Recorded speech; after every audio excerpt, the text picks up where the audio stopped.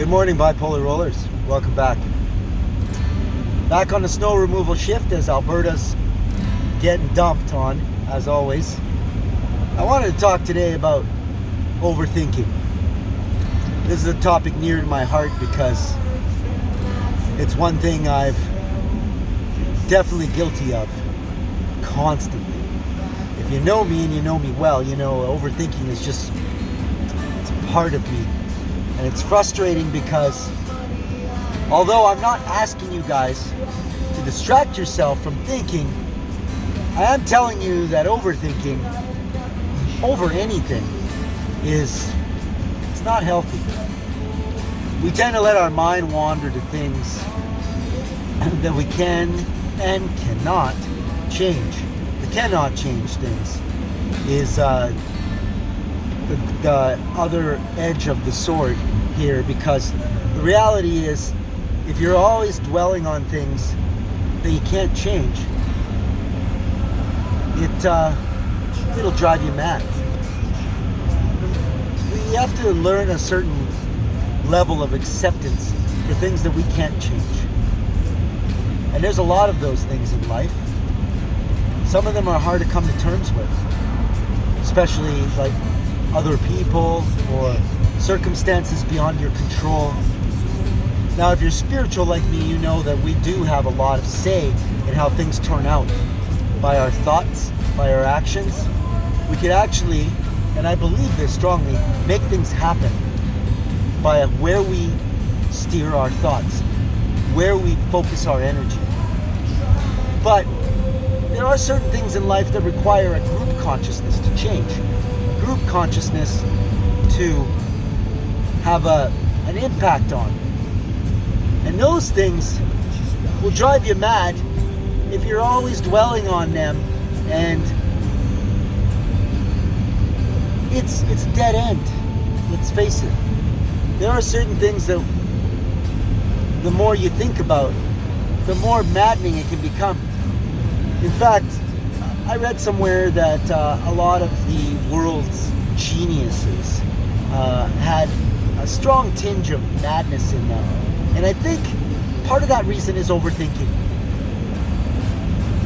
The more you think about how life is, the injustices, the tragedies, because our thoughts, it's easier for us to concentrate on the negatives more than the positives. Negative energy seems to have a stronger vibration.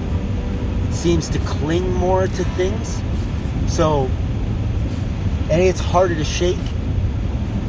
That's why it's always tougher to be positive and to do positive things and to be a positive influence on others, because it just takes more effort. It takes more repetitions to adhere to things.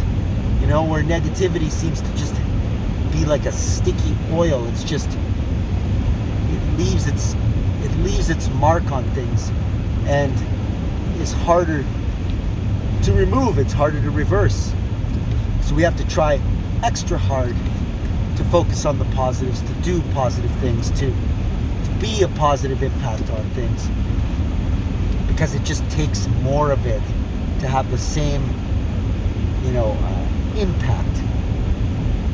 And that's the problem with overthinking, because of the way we've been programmed from an early age with negativity and seeing some of the things that occur in the world. It's easier for us to have a darker and more negative view on life. And naturally, if you're thinking a lot, those thoughts are going to permeate you a lot more than, say, the positives. Therefore, overthinking will be more thoughts, kind of bordering on the negative. I'm not asking you to distract yourself from thinking, obviously. But I am asking you to take a careful look at just what exactly are you putting a lot of your thinking into? What exactly are you thinking about mainly? Is it helping you? Are you benefiting from all this thought? Because naturally, I'm a strong believer that whatever doesn't benefit you or others is really not where you should be focusing your energy on. So try to find something that gives you a sense of purpose. Try to find you something that not only helps kind of distract you in a sense, but also feeds your higher good, feeds the higher good of others. And even if it's something simple, an activity like, say, even washing dishes. I'm a big believer in moving meditation. You know how we were taught that meditation is really about sitting still, removing all thought, and just being. But there are monks who have mastered the art of moving meditation, which is, and I've discussed this in my videos before, just finding an activity and being present in it, focusing on it, immersing yourself in the activity, and that being the meditation.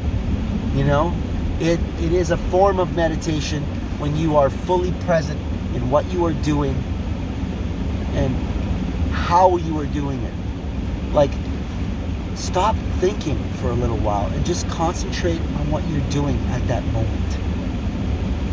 Immerse yourself in it. Notice the sounds that you're hearing while you're doing it. Notice the thoughts that come into your mind as you're doing it. Notice them and then let them go. Don't wrap yourself up in the thoughts. Don't become the thoughts. Just recognize that your mind is always busy and it'll always try to distract you. And a lot of times it will try to inject its little negativity in it. The egoic mind will always try to find something wrong or something for you to dwell on that will take you away from your inner peace. So immerse yourself in the activity. Just give it your all. Be present at that moment. And you'll find that more of the thoughts that actually benefit you will come to the forefront. And the thoughts that will distract you from your purpose will slip away. It's a powerful exercise in just being involved in your life. Oftentimes we do things and we're not really there. We're not really doing the thing where we maybe say washing dishes, but thinking about what we have to pack a lunch for work, or we have to feed the kids, or we have to do, what time do I have to get up for work tomorrow? That you're always thinking about something else other than what you are presently engaged in right at that moment. It's a very detrimental way to spread yourself thin.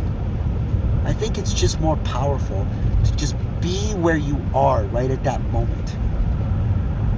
Immerse yourself in it. Notice every little detail of what you're doing and just don't wrap yourself up in it. Don't create thoughts about it, but just enjoy the moment. And you'll find yourself reaching a level of peace that will make your thought processes more clear, less scattered. You'll be able to focus more on what you're doing and what you're thinking. It'll just be more focused, driven. And whatever activity you're engaged in will benefit as well. You'll find just an inner peace where you are just at the top of your game. And we always think that we're more productive when we're trying to multitask with so many different things, but you really only master 15% of each thing that you're focusing on. Just stop the overthinking pattern, because I've yet to see it help anyone. That's my thoughts for the day. I really hope that you got something out of this video. By the way, guys, I just want to put a little shout out to those of you who have reached out to me for one-on-one phone or video coaching. You guys are an incredible bunch, and you've made me do a lot more research through your questions and through the mentoring that I've been able to give you. I'm not by any means a professional, but I have definitely acquired quite a lot of experience in this mental health journey. And if I can help encourage you, coach you, be your biggest cheerleader to tackle on some of these mental health issues, I am happy to do that. So please reach out if you can. Just follow the instructions in the captions down below. And I love you all. Remember, stop the pattern of overthinking. Just be present. And you'll find your life will turn around in unbelievable ways. And you'll be better able to represent.